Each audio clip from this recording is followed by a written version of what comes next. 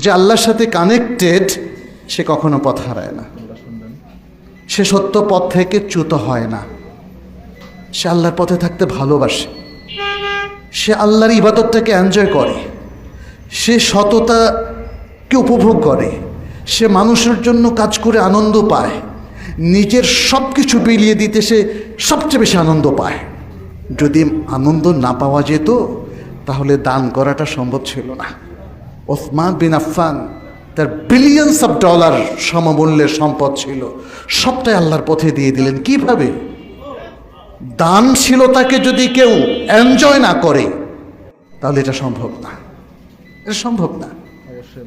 রাত্রে 3 ঘন্টা তাহাজ্জুদে দাঁড়ানো, 5 ঘন্টা তাহাজ্জুদে দাঁড়ানো, এটা যদি কেউ আনন্দ না পায় সম্ভব করা?